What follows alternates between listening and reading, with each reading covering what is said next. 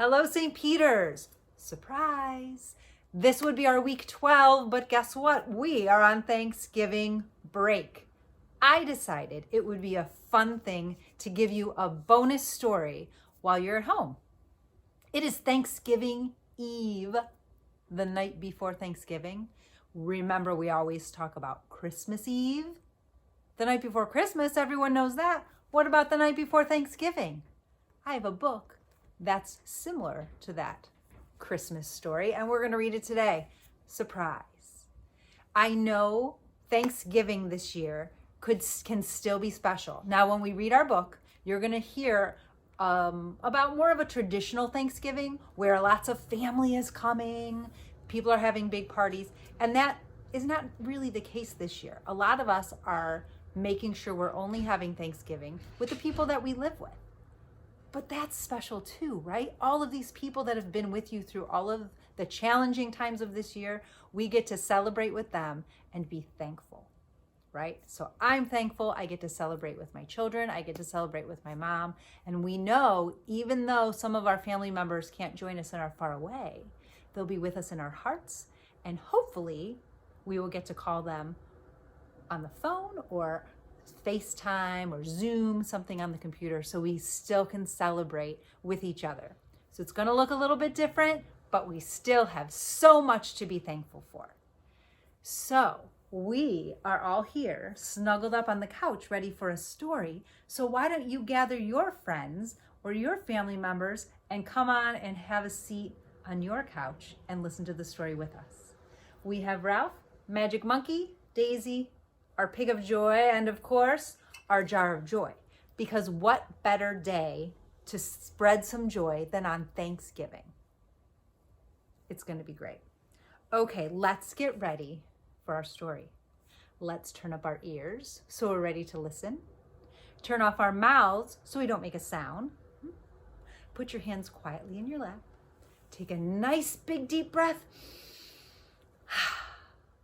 And now we're ready for our story. The Night Before Thanksgiving. Our author is Natasha Wing, and it's illustrated by Tammy Lyons. Here we go.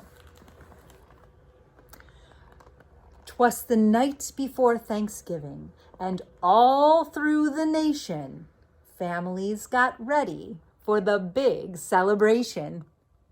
At our house, my mom baked 3 kinds of pies: pecan and pumpkin and apple surprise. I love pie. That night, we were nestled all snug in our beds, while visions of turkey legs danced in our heads. Look at those turkey legs. That's pretty silly. Maybe you'll have a dream like that tonight. The very next morning, Thanksgiving, yippee! We got up and watched the parade on TV. Relatives arrived from near and far by taxi and airplane, by train and by car. My brother came up the basement stairs, hugging the kids' table and folding chairs. We counted and polished the best silverware, then set the 2 tables with patience and care. Look at how those kids are helping out. That gives me an idea. The turkey went in, and as more cousins came, I laughed and I shouted and called them by name. Hi, Danny. Hi, Donnie. Hi, Paula and Vicky. Hi, Casey. Hi, Kathy. Hi, Brenda and Ricky. Come in from the porch. Step into the hall. Now come and play. Come and play. Come and play all. So up to my room, my cousins, they flew. We played with my toys and computer games too. We made pilgrim hats and funny shoe buckles, then put on a skit for aunts and for uncles.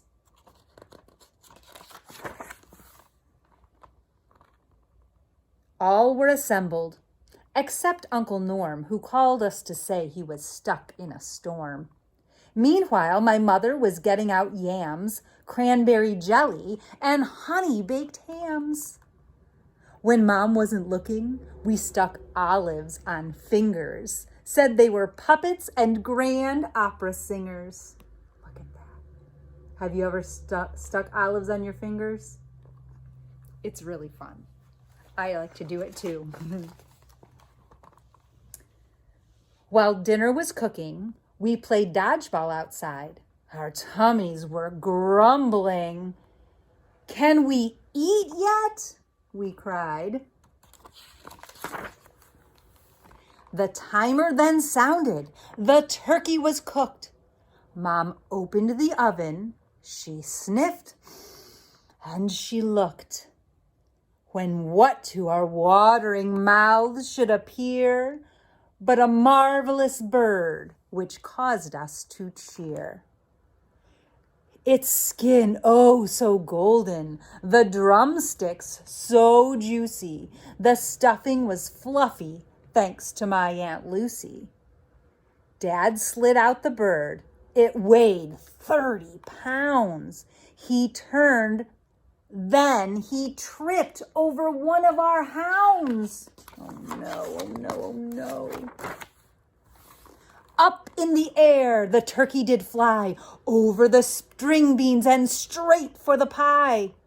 My brother and I made such a clatter as we leaped and caught the bird on the platter. Whew. That was a close one. "All right," said Grandpa.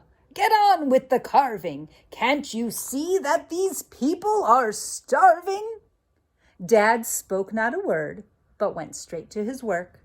He sliced up the turkey, then turned with a jerk. In front of our house, we heard beeps of a horn. A trucker delivered, none other than Norm. With a wink of his eye and a twist of his head, "The party can start. I made it," Norm said. We all took our places. The food smelled so great. We started to dig in, but Dad said to wait. "We're thankful that everyone is together this year in our home and our hearts where we hold you so dear." We ate and we ate. Yet, last but not least, the very next day was a leftovers feast. That can be the best part, right? Getting to eat leftovers for a couple days after, not even just one. So you see, so that was kind of like the night before Christmas, but about Thanksgiving. Isn't that kind of neat? We did see they got to have a lot of people in their home, but don't worry. All of those people still love you, whether they come to her house or they just call you on the telephone. You hold them in your hearts. That's what their dad said, right? We can still be thankful. So, my challenge to you, we're not going to do a craft today. I believe I challenged you last week to try to help cook something at home with your family. That is still what I want you to do today, but you don't necessarily have to cook. If they got it under control, maybe they need you to set the table.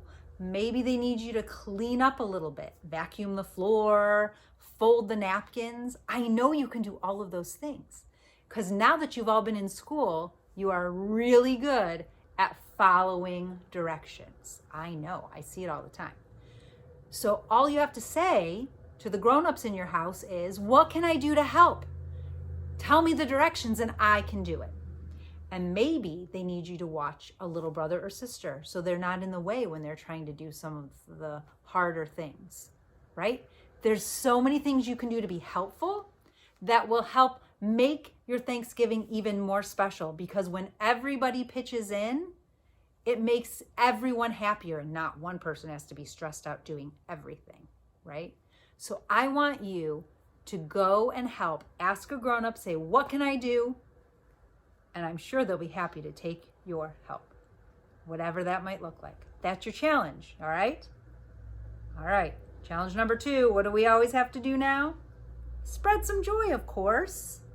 Joy, are you ready to spread? Look at how cozied in they are. My goodness. Come here, Joy. I think they liked that story. It's always fun to read a story snuggled up on the couch with your friends or your family, right? All right, I know these are good and mixed up because guess what? I dropped them before. I gotta pick them back all up. Pick them all back up. All right, let's see what we've got. Oh, guess what? This is one of my favorites, and it's from Tino. He gave us this idea. This is perfect for Thanksgiving. Share a happy memory. What better time than Thanksgiving to share a happy memory? When you sit down to eat your dinner tomorrow, you can say, let's all share a happy memory, something that was so fun. Maybe it's from a different Thanksgiving. Maybe it's just something you did this summer. Any time, any happy memory that you can think of, you can put in here, right? I have so many happy memories. Even just during this school year, I love when you get out of the car and the students are all coming in and we have to check temperatures and things. But guess what? They get out of the car so excited and we do a little dance. That's always going to be something that I remember from this year, how we dance and are so joyful to be able to be at school. So share your happy memories. That will make everybody probably start laughing because some of those happy memories might be pretty silly, right? What a great way to spread some joy. Okay, boys and girls, it's time for you to go get started on your Thanksgiving help. We've had a fun time reading a story. Now we've got to get to work, right? So I wish you a very happy Thanksgiving. I am thankful for all of you watching, all of my students at St. Peter's School. Take care of yourselves, take care of your families. Have a wonderful Thanksgiving. And don't forget, keep spreading your joy.